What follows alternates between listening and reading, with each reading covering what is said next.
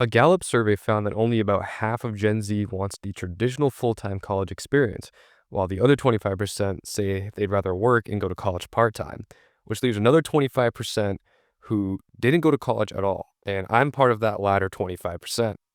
So this video is something I want not to influence your decision, not to say that I have life figured out in any way, but more to be a reflection about what I did, and particularly the sort of unrealized benefits of this, right? Because when we look into college, we're often, or career, or what you want to do, there's often this very on paper analysis of the benefits and the costs of what it takes to get there as a young adult. And so for me, I think I made a video about why I didn't go to college or something along the lines of the finances behind that in a previous video. But really just came down to money, and I was in no academic position to get significant scholarships, and I also just hated school. So I ended up going to the workforce. I was working full time as an electrician's apprentice before I walked the stage for graduation. And now I am almost done with paramedic school, and I have been full time at the fire department for about a year. So it's been kind of a windy road, but nonetheless, I feel now at 23, which is about the age, a year later when people graduate, I've got my career settled, right? Kind of like at the age you would want to, right? So basically, what I want to talk about is during those 4 years of getting to where I am now, some of the unrealized benefits, primarily two main things that I think are pretty unique to choosing the workforce, or at least that were unique to my situation, or at least things I experienced, because I'm not saying you can't experience these things while in college. I just think that what I did in not going gave me a very different experience. And so, sort of the hidden beauty of the path less traveled, right? If we want to get poetic like that, um, I'd say it really comes down to two things that I've written down here. It was real, right? So it was very, very real. Now, what does that mean? From the day that I graduated high school, was given a pretty fast reality check of where I stood economically and as an individual. Because really, when it comes from school to work, right, this whole thing is a matter of economics and money and just being a functioning citizen in society. And when we live in a money driven society, it really is an economic decision. So I was given a economic wake up call as to what it really means to start at zero. Now, I wouldn't say I completely started at zero. I have the luxury of living with my parents throughout this time, and even now with the cost of housing and everything. Hopefully that changes soon within the next couple of years, but um, so I had that. So I wouldn't say that's starting from zero. In terms of everything else, it was zero. I had $0 other than the little bits I saved from summer jobs. But this was my day one full time 9 to 5 adult life, and it started early.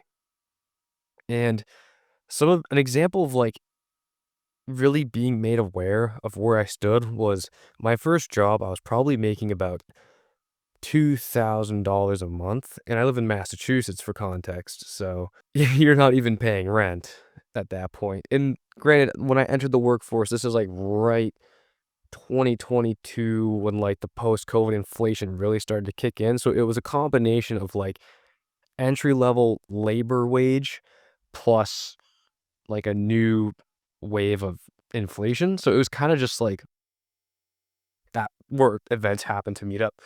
But realizing that, you know, my monthly income doesn't even cover rent was a real slap in the face, and it gave me that sobering wake-up call that I think I needed, right? Where it's that realization and that tangible feeling of, "Holy crap, I don't have what I need." It sort of sparked that survival instinct of I have to be on it, I have to be on my business, I gotta figure out a plan, and it created that hunger. Because in that moment, I didn't know that I would end up where I am now, which, while I'm no billionaire, I have a nice career and doing fine. But at that time, I didn't know that. But part of what got me here to where I am now is that hunger, is that drive, is that desire. It somewhere in your subconscious sparks that I need to solve this problem. And I think, at least for me personally, if I had gone to a college and was sort of, or at least just spent my time distracted, because you can spend your time being distracted by, hedonism and partying, regardless of if you go to college or not. If I'd spent my time in that like YOLO, live up your early 20s mindset, that sort of survival instinct probably wouldn't have kicked in, and thus I wouldn't have oriented my mind towards solving that issue of finding a career, getting better income. And so the realness of it really sparked that drive, which is what started to build me into who I am today. Because one of the things I'm starting to think is it's not degrees or job titles that are successful, or there's people that are successful. So part of what matters, regardless of the path you choose, is how is it going to develop you into who you want to become, into who you need to become. So that's something to consider. That's one of the first benefits, is it was real. And then the other part is related, I'd say, particularly to the social isolation that comes from not going to college.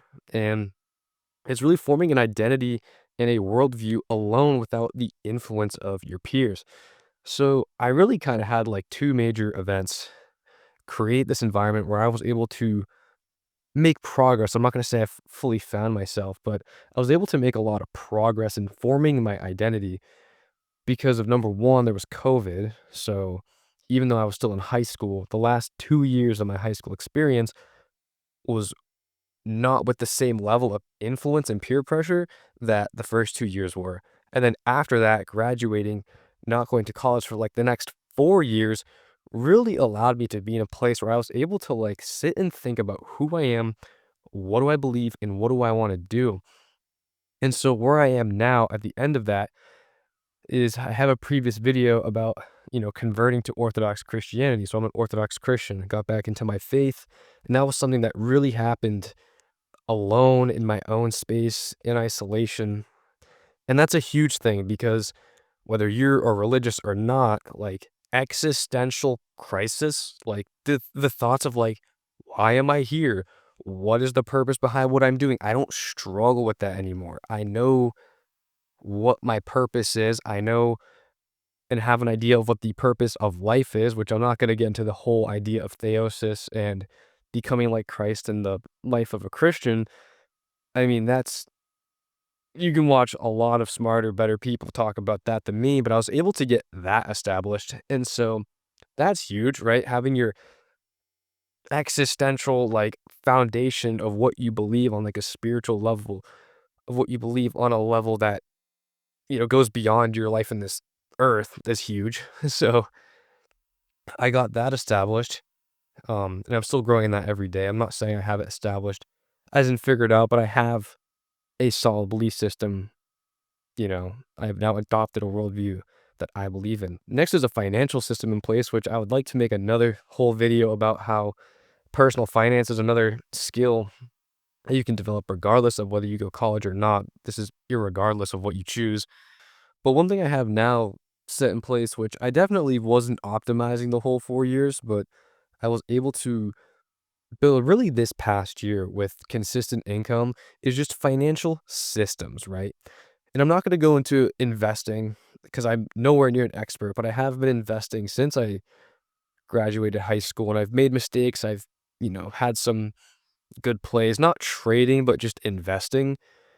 And I'm at a point now where I have a system in place, a rough idea of a system that's still being perfected. But it's like, what percentage of my income goes towards, certain types of assets, having your retirement figured out. And I've really started to create a system of buckets, and I'm really now trying to refine how much I put into each. But that's been a huge benefit because that's something I was able to do through the benefit of just working and having an income, something that I can do that I can, where I can create a system on a consistent basis. And I think the skill and one of the key foundational things you can develop as a young, 18 to 22, 23-year-old, that would be huge that you can develop any point in your 20s. That's always going to help you is just a system financially to where things become autopilot, you know? Like, it's fun for me to, like, watch videos about investing, like, read books about certain assets and whatever, and just be kind of a nerd, but it is also nice to just have a system in place. Probably to conclude this, one of the other unseen benefits is, like, sort of on a deeper level, character development. Now, I probably am not going to do a great job articulating what I feel I experienced, but I don't wanna be, like, stepping over what I'm qualified to say.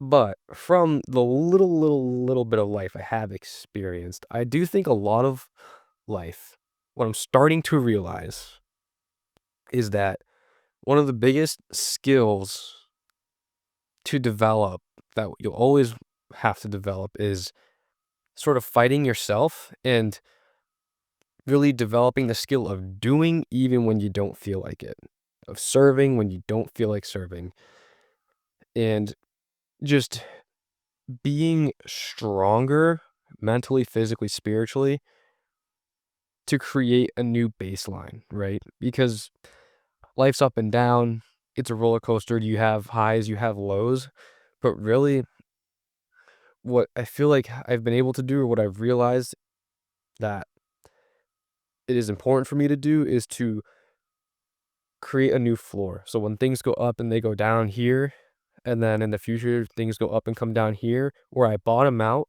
is now at a higher place than where I would bottom out back then. And I think that really had a lot to do with just having to suck it up a lot of the time, like not having the fun experiences, being up at 5 a.m. for the cold for construction, or having to go to school right now and having no social life. Again, I'm not saying that I've figured life out or that I'm somehow some like role model for any of this, but it's woken me up to the idea that, it is a skill and something essential for life to develop that grit and sort of resilience, which is something that we often hear on paper, but to experience it firsthand gives it a new depth and a new meaning. And so, yeah, I would conclude with that. Those are some of the main benefits I experienced not going to college, these sort of unwritten things that happen through those first four of, you know, first four of like forging like years of becoming a young adult, of creating identity, starting from ground zero. And hopefully some of that resonated with you. Um, if you did go to college or chose a different route and you felt some of these similar things, let me know down in the comments. And yeah, that's about it for today.